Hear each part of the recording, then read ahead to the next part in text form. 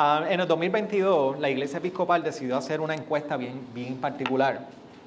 Y ellos se unieron a una organización que se llama Ipsos. Y ellos hicieron una encuesta acerca de una pregunta. Y la pregunta era sencilla.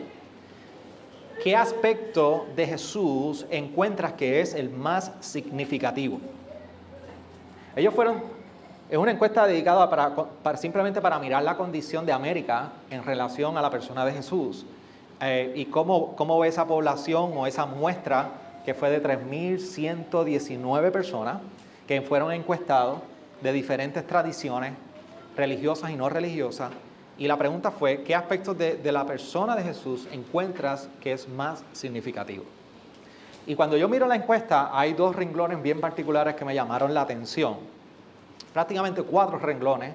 Los primeros 2 es quiénes fueron, dentro de los grupos que contestaron la pregunta, hubieron 2 grupos en particular que me llamaron la atención. Uno era el sector que se identificaba como evangélico y 2, el sector que se identificaba como protestantes de mainline, como los tradicionales. Fue el sector que nosotros pertenecemos. Y fue bien curioso que las 2 respuestas más comunes fueron las respuestas de Salvador e Hijo de Dios. Y en la primera sobre Salvador, los que son evangélicos contestaron que el 68% de ellos contestaron que entendían que Jesús era Salvador. Sin embargo, el 57% de ellos contestaron que Jesús era el Hijo de Dios. Cuando fueron al sector de los que se denominaron como protestantes o se identificaron como protestantes, el 48% de ellos dijeron que Jesús era el Salvador. Y el 57% de ellos contestaron que Jesús era el Hijo de Dios. Bien interesante, porque tú dices, bueno, fue una inmensa mayoría. Pero la parte preocupante de esto es que a pesar de que sobrepasa quizás el 50 o 60% de las respuestas, ¿cómo es posible que dentro del sector evangélico y protestante la respuesta de un 100% de que Jesús es el Salvador y que Jesús es el Hijo de Dios no fuera plasmada en una encuesta como esa? Y es que esa es la realidad del tiempo en que nosotros vivimos. Para que usted tenga un ejemplo, en arroz y habichuela, lo que representa esta encuesta es simplemente si nosotros vamos y encuestamos entre nosotros, lo que está diciendo es de que de cada 10 personas aquí, solamente 6 contestarían que Jesús es el Salvador y Jesús es el Hijo del Hombre, el Hijo de Dios. De cada 10. Y sería irónico porque lo que esperaríamos que en un contexto como este, una pregunta como esa fuera que el 100% de nosotros pudiera afirmar que Jesús es Salvador, que Jesús es el Hijo de Dios. ¿Y por qué esto es bien importante entender dónde nosotros nos encontramos en los tiempos que vivimos? Porque necesitamos entender qué define nuestra vida como discípulos de Jesús. Y si tú pudieras contestar esa pregunta, ¿qué te define a ti como discípulo de Jesús? Si Jesús no es el Salvador y si Jesús no es el Hijo de Dios, entonces, ¿qué define lo que tú y yo somos? ¿Qué define los pasos que tú y yo damos como discípulos? No habría ningún sentido. Incluso tu decadencia y tu madurez espiritual y mi decadencia y mi madurez espiritual va ligada directamente, íntimamente a la respuesta de esa pregunta. ¿Qué entendemos tú y yo que define nuestro caminar como discípulos? Lo que tú entiendes de Jesús, lo que tú abrazas y has abrazado y vives acerca de Jesús, tiene que ver mucho con tu estado espiritual. ¿Me siguen? No es posible decir, estoy bien espiritualmente, pero lo que yo sé de Jesús no concuerda. No lo veo como un Salvador, no lo veo como el Hijo de Dios. Y ahí es donde tú y yo entramos en una debacle bien interesante. Porque ahí es donde nos encontramos con quién es Jesús y nuestras suposiciones. Y las suposiciones nuestras siempre van ligadas a cómo imaginamos las cosas, cómo nuestra imaginación es transformada. Y yo les he dicho en algunas ocasiones a ustedes que a veces hablamos de la imaginación, social o hablamos de la imaginación acerca de Jesús y pensamos que es que estamos soñando y vemos ovejas brincando una cerca o estamos dibujando. Yo no estoy hablando de ello. Yo lo que estoy hablando es que yo hablo y menciono y nosotros mencionamos la palabra Jesús y automáticamente usted va a imaginarse una persona de cómo sería Jesús y cómo nos ha enseñado a nosotros ver la persona de Jesús. Blanco, con barba, bigote, pelo largo, lacio, castaño y una toga. ¿Cierto? O una túnica. Y esto viene a través de lo que hemos visto alrededor, lo que vemos en de los que vienen de otras tradiciones, dramatizaciones, etcétera, etcétera. Esto viene a ir formando esta imaginación acerca de Jesús. Pero el asunto es, verdaderamente, ¿quién es Jesús? ¿Cuánto de la palabra viene a formar en nosotros la imagen de Jesús? Y no es la imagen que muestra en su momento la novela famosa Da Vinci Code. No es ni siquiera la Pasión de Cristo que Mel Gibson hizo prácticamente famosa. Ni siquiera en estos tiempos modernos es The Chosen, por más buena y hermosa que sea la serie. Nada de ello debe estar dando forma y imagen a quién es Jesús. Cuando nosotros somos prácticamente víctimas de esta imagen acerca de Jesús en los tiempos que nosotros estamos viviendo y a lo que nos hemos expuesto, nosotros caemos en lo que dice John Dixon en su libro A Doubter's Guide to Jesus. Nuestras suposiciones resultan engañosas. Entonces nos encontramos luchando con una vida espiritual y con nuestro estado espiritual sin todavía tener claro de quién es Jesús. Y aquí es donde nosotros nos acercamos a Mateo y en esta unidad que nosotros hemos identificado para exposición de hoy, una de las cosas que quiero que veamos juntos en esta tarde es cómo Mateo nos muestra al verdadero Jesús, al verdadero Rey. De manera que tú y yo podamos ser cautivados como discípulos y vivir una vida de discípulos como discípulos verdaderos. Y hay tres cosas para los que toman nota que quiero que veamos a través de toda esta unidad. Y lo primero es que vamos a ver la identidad de Rey que nos muestra Mateo en estos textos. Vamos a ver la autoridad de Rey y vamos a ver el llamado que hace un rey, que hace el rey. Y prácticamente vamos a ir de atrás para adelante y de adelante para atrás para entender lo que estamos viendo en toda esta narrativa que estamos viendo. Lo primero es que Mateo nos introduce, luego del Sermón del Monte. Sabemos que donde el Sermón del Monte toma lugar es en Galilea, es el inicio de Jesús en el ministerio de Galilea. Así que Jesús llega a Galilea y cuando nosotros vemos ese capítulo 4, capítulo 3, capítulo 4, una de las cosas que nos está diciendo Mateo y nos está recordando es que allí Jesús comenzó a sanar enfermos, a libertar, a sacar demonios y prácticamente empezó a hacer unas obras maravillosas. Y ahí se interrumpe la narrativa con el Sermón del Monte. Vemos a Jesús y ya los pastores predicaron el Sermón del Monte. Oye, yo deseaba tanto predicar el Sermón del Monte y solamente pude abrirlo una vez. Pero Dios sabe todo, se glorificó mejor con ellos que conmigo. Y tuvimos el Sermón del Monte. Tuvimos 4 semanas en el Sermón del Monte, 5 semanas en el Sermón del Monte. Y ahora Jesús baja al monte y continúa su ministerio en Galilea. Y aquí comienza también a tener una serie de eventos y acercamientos donde no es una excepción que comienza a sanar y a ejercer un poder y unos milagros que no se habían visto en ninguna otra persona. Y por eso todo esto que comienza a apuntarnos Mateo va anclado a resaltar la identidad de Jesús. ¿Quién es Jesús? Más allá de meramente qué es lo que está haciendo Jesús y cómo está sanando, viene a resaltar esa identidad. Y lo primero que nosotros nos encontramos los primeros 3 milagros ahí en ese capítulo 8, es al leproso. Y vemos que este leproso le pide al Señor, si puedes, sáname.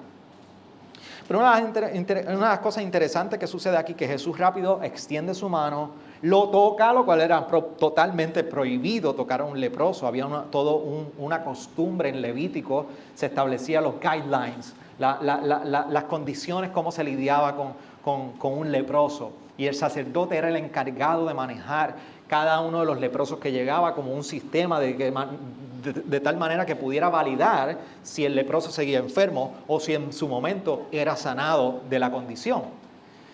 Y ahí Jesús lo toca y Jesús lo sana. Y una de las cosas que vemos como resultado es que Jesús le dice, mira, no le digas a nadie, ve y preséntate al sacerdote y presenta la ofrenda que ordenó Moisés para que le sirva de testimonio a ellos.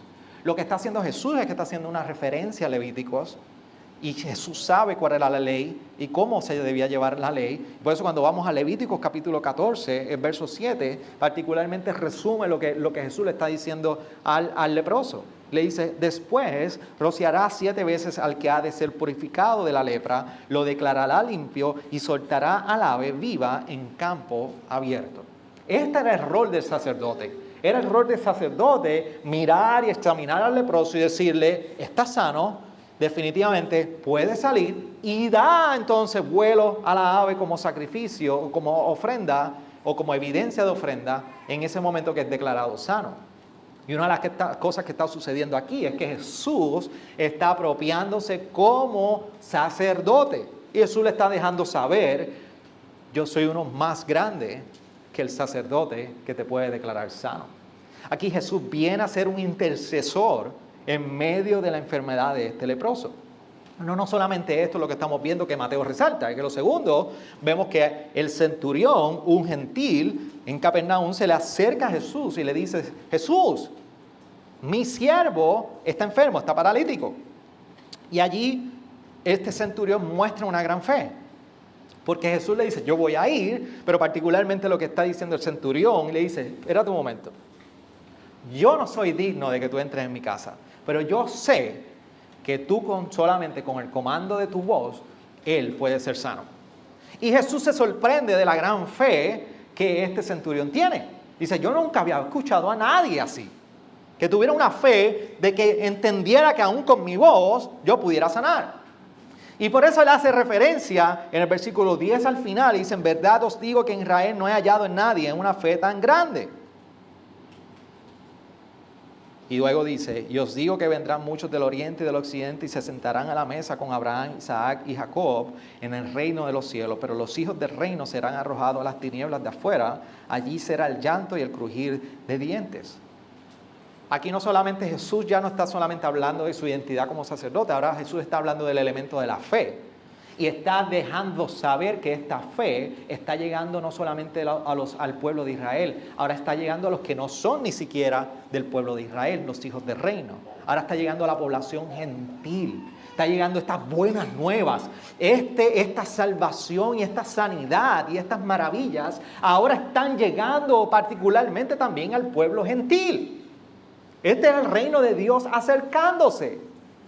Porque aquí la costumbre, lo que estaban pensando es que las prácticas que estaban ocurriendo entre los fariseos, que los vemos en escena, es que, bueno, pensaban que practicaban la fe correctamente. Y aquí Jesús les está diciendo, déjame decirle algo, cuando hace referencia a unas expresiones muy similares en el Antiguo Testamento, que de oriente y del occidente vendrán muchos y se sentarán a la mesa con Abraham en el reino de los cielos. Y ella está apuntando a este banquete mesiánico de celebración de todos los que han sido parte de esta redención y esta salvación. Y les está diciendo, sin embargo, pero los hijos del reino serán arrojados a las tinieblas. Y lo que está haciendo es contrastando entre la fe verdadera que ha mostrado este centurión y que lo hace meritorio en el gran banquete versus los que piensan que son hijos de Israel, hijos del reino, y piensan que han practicado la fe, pero realmente no es una verdadera fe, quedarán excluidos de ese gran banquete. Y aquí Jesús está resaltando esa gran fe y está dejando saber que ha llegado un rey, no solamente intercesor, pero que es un rey ahora para todos y no para unos pocos. Y por último, vemos la suegra de Pedro. Y Y en la suegra de Pedro, en ese verso 17 se recoge todo lo que ha sucedido dentro de estas obras para hacer unas referencias a Isaías 53. Porque a esta suegra que está con fiebre la toca, se sana, la fiebre huye, se va, y allí Mateo incluye este comentario. Dice, para que se cumpliera lo que fue dicho por medio del profeta Isaías cuando dijo, Él mismo tomó nuestras flaquezas y llevó nuestras enfermedades. Y eso es una cita directa de Isaías. Y en Isaías 53, verso 4, lee así, dice, ciertamente Él llevó nuestras enfermedades y cargó con nuestros dolores, con todo nosotros le tuvimos por azotado, por herido de Dios y afligido. Y yo no voy a predicar de Isaías porque ya nosotros lo predicamos hace 3 años y fue una gran serie, así que lo puede buscar en SoundCloud, Spotify. Pero prácticamente cuando Isaías está escribiendo y Dios le está dando esa palabra para el pueblo en ese momento histórico, no está escribiendo de Jesús. Debemos tener bien claro, porque este texto lo usamos y en Semana Santa, mira, lo tiramos por ahí como si no tuviera un contexto literario. En Isaías se le está prometiendo a Sion, a Jerusalén, que va a ser restaurada luego de toda la invasión, de estar destrozada y haber pasado juicio sobre la ciudad. Se le está prometiendo por medio de Isaías, y Dios hablando en un idioma poético, un diálogo poético, le está recordando que vendrá uno, Él vendrá como Mesías y vendría a restaurar a Jerusalén. Así que es una palabra de esperanza y promesa desde Isaías 52, 53 y por ahí para adelante en el establecimiento del templo y del reino en Sion. Así que hay una promesa de un Mesías y de un siervo, y es un cántico de un siervo sufriente que vendría a interceder y tomaría las flaquezas y las enfermedades de ellos. Y aquí Mateo nos está diciendo lo que fue dado en un momento histórico para Jerusalén. Jesús es el cumplimiento de esa palabra y es mayor que ese siervo sufriente. Y por eso está relacionando a Jesús con el siervo sufriente, porque en ese cántico del siervo sufriente en Isaías 53, el tono, la melodía y el interés que lleva el autor comunicando es salvación. Salvación. La razón por la cual el siervo sufriente llevaría las enfermedades y cargaría los dolores y sería herido por Dios y afligido, sería porque estaría otorgando salvación. Y aquí, en este cumplimiento que dice Mateo acerca de Jesús, lo que estamos viendo es que todas estas sanidades que viene haciendo Jesús, Mateo está diciendo, es la confirmación de que Jesús no solamente es un gran sanador, no es solamente de que Jesús está haciendo unos grandes milagros, es la confirmación de que Jesús es el Salvador. Los milagros de Jesús, y yo lo he dicho ya en otras ocasiones cuando hemos estado en la serie de Lucas, la serie de Mateo, de Juan y ahora en Mateo, los milagros de Jesús no son dados en la palabra para hacer prácticas eclesiásticas en el tiempo de hoy. No minimiza el poder de Dios. Yo no estoy diciendo que Dios no puede seguir sanando. Lo que estoy diciendo es que los milagros que nosotros vemos testificados en los evangelios han sido para resaltar que Jesús era poderoso y apuntar toda obra a que Él era el Hijo de Dios. Nadie más podía hacer esto. Y aquí Mateo nos está recordando, Jesús es el Salvador. Esa es la identidad del Rey. Pero no solamente se queda explicándonos la identidad del rey, es que ahora se mueve y nos muestra la autoridad que tiene este rey.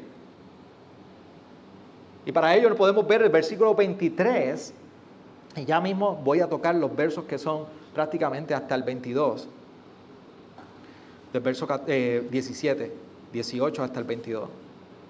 Pero el verso 23, Mateo nos muestra también la autoridad que tiene este rey. Porque ahí hay 3 escenas en una. Y vemos que de momento Jesús se monta en la barca. Y allí hay una tempestad. Y nos recuerda cuando predicamos en verano en el Salmo 107. Hice referencia a este pasaje. Y allí en la tempestad, los discípulos dicen, Jesús, Señor, que nos vamos a morir. Jesús viene Y dice que se levantó, reprendió a los vientos y al mar y sobrevino una gran calma. El verso 26. Y se maravillaron. Luego llega, se baja de la barca y allí en la barca entonces cuando se encuentra con dos gadarenos que le hacen frente, están muy violentos en extremo y allí Jesús le da instrucción a los demonios y los demonios se tienen que ir para la piedra de cerdo y allí se caen por el ¿cómo se? Despeñadero. Si lo dice ahí y yo luchando aquí con las palabras. Despeñadero. Y prácticamente, luego de esto, nosotros vemos que entonces liberta de pecado al paralítico.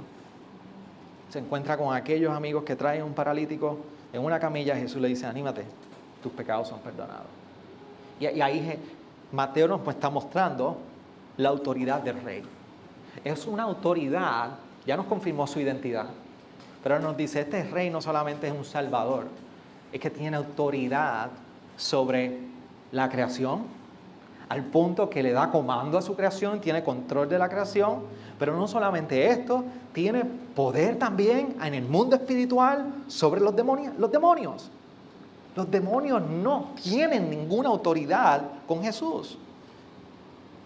Y simplemente una cápsula aquí bien interesante. ¿Se acuerdan de los periódicos que antes venía Bonifacio? La cápsula de Bonifacio. Hay un sector de ustedes que mis referencias a veces no las cogen. Estoy haciendo lo mejor de mi esfuerzo. Estoy tratando de ponerme ahí. Por lo menos cité Chosen, que es moderna. Pero la cápsula, para que entiendan, cápsula de Bonifacio, el periódico venía y era una cápsula como un hint de un dato importante y como que muy revelador. Y antes, acuérdense, no estaba el internet y eso era como, wow, eso lo leí en Bonifacio, maestra. Y quienes fueron bien pronto para conocer a Jesús en toda esta unidad fueron los demonios.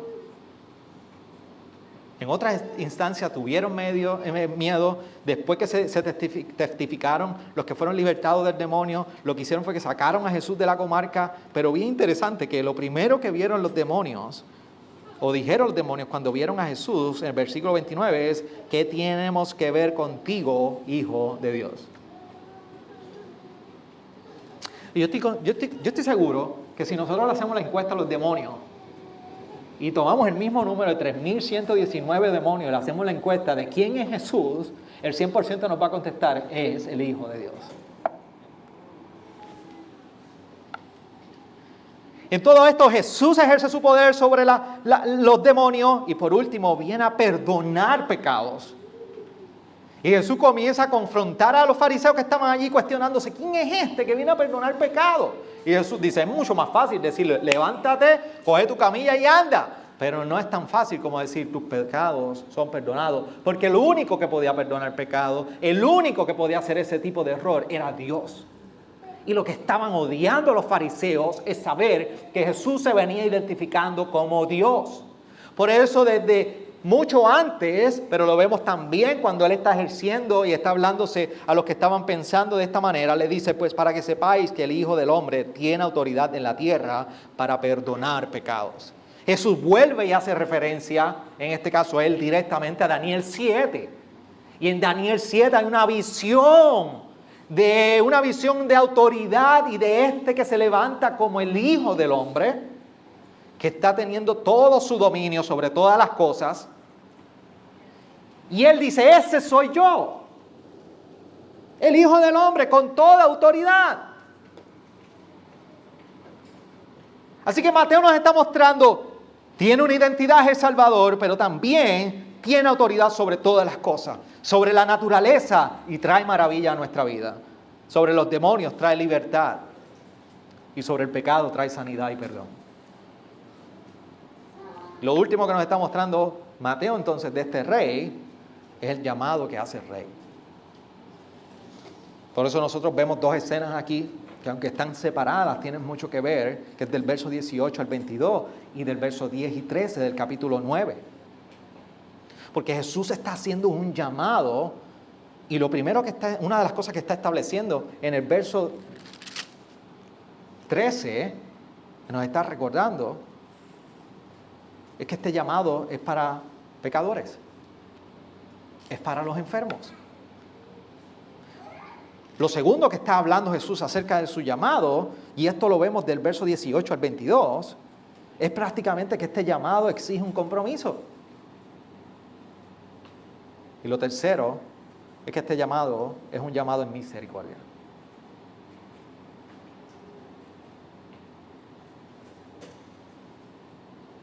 La naturaleza de este llamado de Jesús a los que desean seguir a Jesús es para aquellos que se encuentran en una posición de decir como el centurión: Jesús, tú no eres digno de venir bajo mi techo o de entrar a mi techo. El llamado que Jesús y que Mateo nos está mostrando en Jesús es aquellos que están sumidos en un estado de pecado y en una enfermedad y en una incapacidad que por ellos mismos no sería posible seguir a Jesús. Si Jesús no interfiere y no interviene, ellos no hubiesen sido posible seguirle. Pero esto no minimiza que a la misma vez Jesús les está recordando que para seguirle se exige compromiso. Tiene una entrega total donde es un llamado sin demora. No te tardes, sígueme. Por eso le dice bien interesante que le pide: dame enterrar a mi padre. Dice: sígueme y deja que los muertos entierren a sus muertos. Es un llamado sin demora. Pero es un llamado en misericordia. Por eso en la última porción, luego de que Él les está recordando a los discípulos, y cuando los fariseos confrontan a los discípulos, le dicen: ¿por qué come el maestro con los recaudadores de impuestos y pecadores? Él les recuerda: los que están sanos no tienen necesidad de médicos, sino los que están enfermos. Y ahí cita directamente a Oseas, capítulo 6, cuando le dice: misericordia quiero y no sacrificio. Jesús vuelve y se apropia de una expresión en Oseas. Y si usted conoce el libro de Oseas es un libro distinto. Porque la razón es que Dios levanta al profeta Oseas, pero lo levanta para hablar en una condición donde el pueblo está en infidelidad a Dios. Y lo manda a él a casarse con una prostituta. Gomer. Y una de las cosas que le pide a Oseas es que le hable en compasión y misericordia a un pueblo que no es merecedor de compasión ni misericordia. Y de la manera que él iba a dramatizar ese comunicado de Dios era por medio de su matrimonio.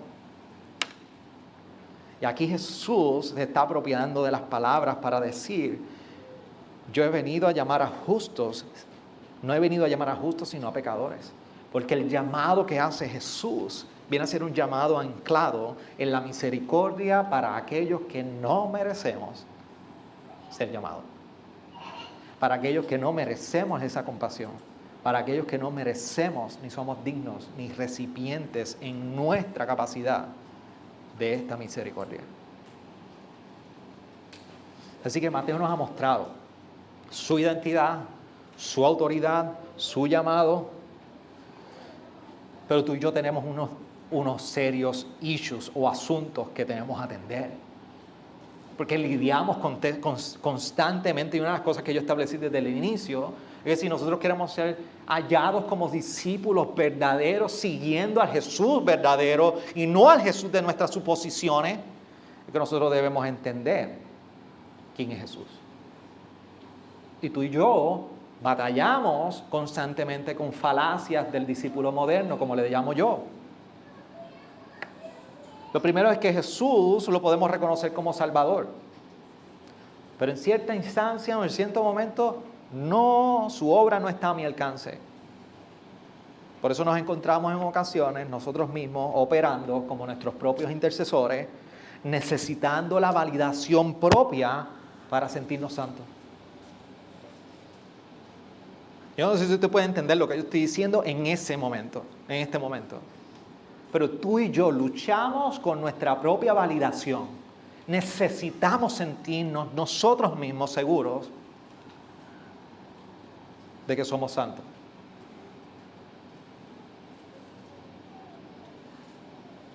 Otra de las grandes falacias con las que luchamos actualmente es que Jesús sí es Rey Todopoderoso,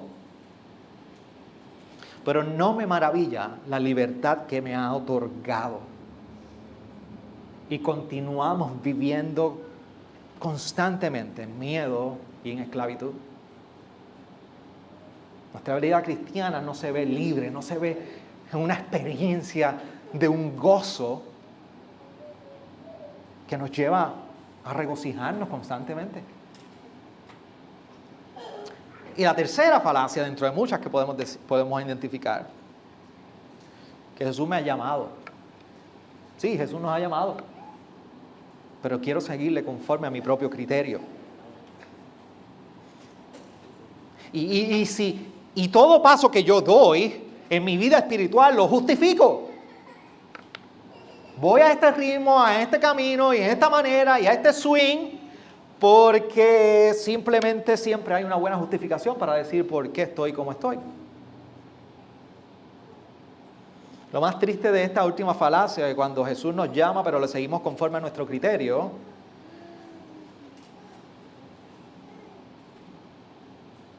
es que cuando no le seguimos como debemos seguirle, siempre hay una justificación donde otros o las circunstancias son los culpables y yo soy la víctima.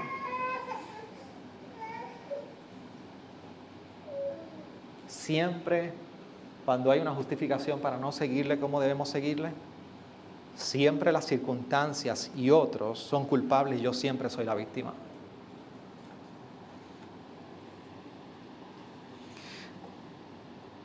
Bruno Mars y Lady Gaga tienen una canción que se hizo bien famosa que se llama Die With a Smile. El pastor le gusta la buena música, no necesariamente hay buena letra, siempre. Pero yo creo que Bruno Mars es uno de los artistas más completos que puede existir. Esto no es una validación para que usted vaya y diga, ahora pastor, yo soy fiebre de Bruno Mars. Estoy diciendo es contenido musical. Pero esta canción en particular, Die With a Smile, en su contexto es una canción pesimista, es una canción que está apuntando que va a haber el final del mundo y que lo único que quiere es estar a tu lado. Lo único que quiero es estar a tu lado. Es media romántica, pero me como un gusanito, me voy a quedar solo y me voy a morir. Al punto que dice, que quiero morir a tu lado, pero estoy dispuesto a morir con una sonrisa a tu lado, aunque el mundo se acabe. Mira cómo dice una de las estrofas, dice, si el mundo se estuviera acabando, claro en inglés, si el mundo se estuviera acabando, quisiera estar al lado tuyo. Y una de las cosas que me recordaba esta canción es que nosotros a veces somos discípulos pesimistas. Y me pregunto, ¿por qué vivimos siguiendo a Jesús, pero como si el mundo se estuviera acabando? A veces interactúo con creyentes y me encuentro que hablamos y es como que amo a Jesús, pero te está acabando este mundo. Y la sonrisa es con las muelas de atrás. Este mundo es duro, es difícil. Seguir a Jesús es duro, sí, es duro. Pero ¿dónde dejamos a este Jesús con toda autoridad, con una identidad de Salvador y que nos ha hecho un llamado en misericordia, que nos ha hecho más que vencedores? Y por otra parte hay que tener cuidado con nosotros perseguir una actitud tan optimista donde hay dolor no vemos el dolor y donde hay sufrimiento no vemos el sufrimiento. Nosotros ayer veíamos una película que nos reímos muchísimo, por lo menos en nuestro caso, por ese tipo de comedia. Vimos lo que era Daddy and Daughter Street, una película que fue lanzada en el 2023. Bastante buena, pero bien curiosa. Y no la voy a contar, no, quiero que la vaya a ver después. Mi pastor le ha contado, no la voy a ver, pero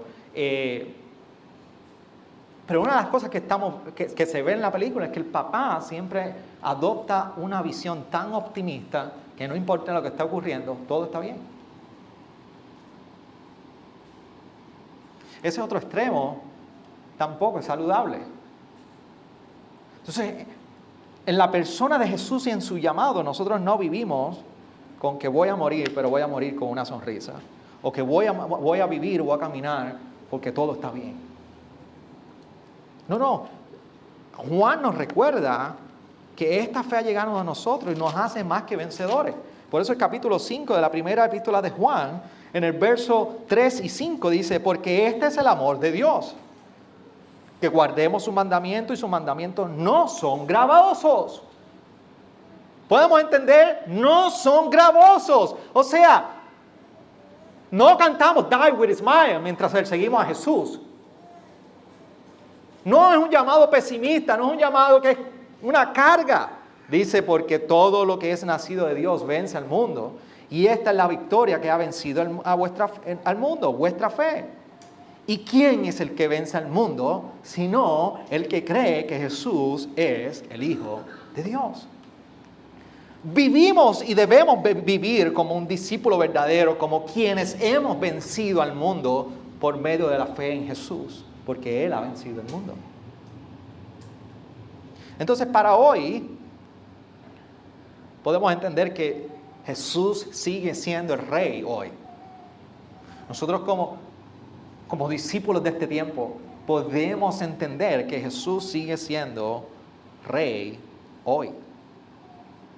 Y sigue siendo Rey hoy porque entonces en un mundo donde tú y yo nos vemos envueltos y caminando y relacionándonos, es un mundo de autosuficiencia. Donde lo que tú logres y lo que tú logres comunicar acerca de tus progresos y de tus victorias te pone con una capa de héroe. Sin embargo, en un mundo de autosuficiencia nos recuerda que tú no eres el héroe, tú no eres el Salvador, se nos ha dado un Salvador y se llama Jesús. No necesitas demostrar a nadie y allá afuera a quién tú eres como héroe.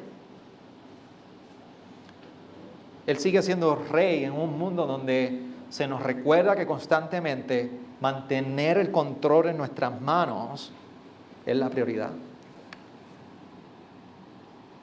Pero Él nos recuerda que Él tiene todo control, incluso sobre lo creado y sobre tu pecado. Y sobre el pecado de otros.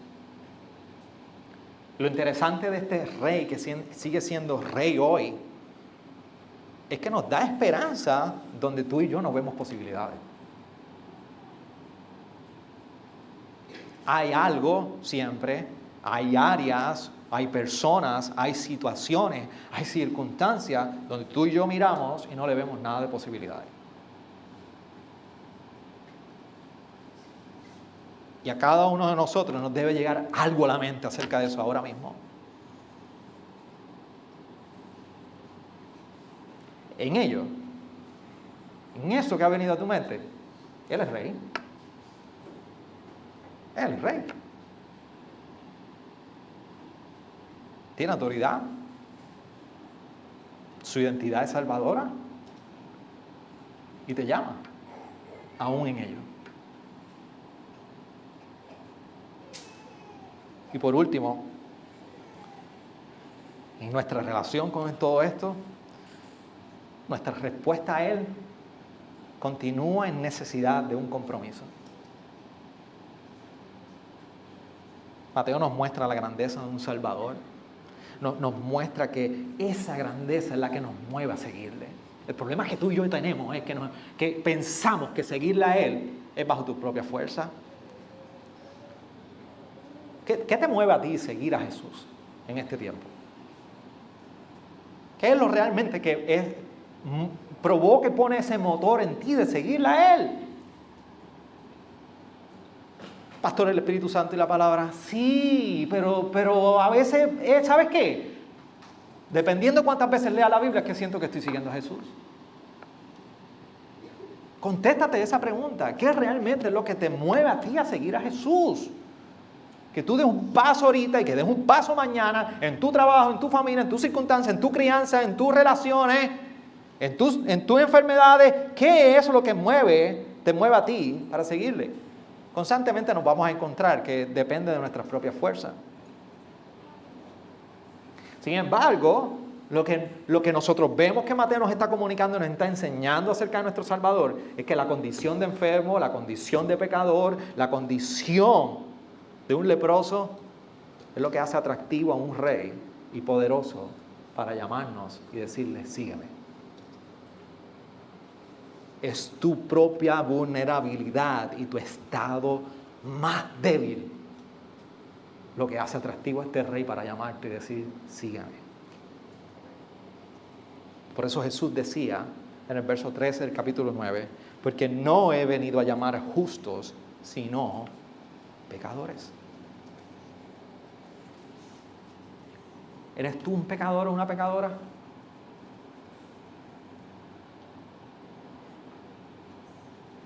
¿Te sientes hoy como un pecador y una pecadora?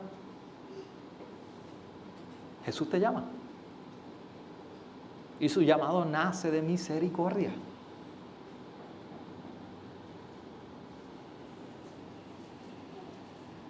Leí en mi devocional esta mañana esta frase y quería compartirles que ustedes se puedan llevar esto como parte de su petición de oración. C. John Miller decía, pida a Dios que te muestre que Jesús no es solo un maestro. Él es amoroso, quien se acerca a ti y te da gracia, así como lo hizo en la cruz. Señor, nos ayude hoy a continuar cautivados por el Jesús verdadero, para que podamos vivir como discípulos verdaderos. Ayúdame a orar.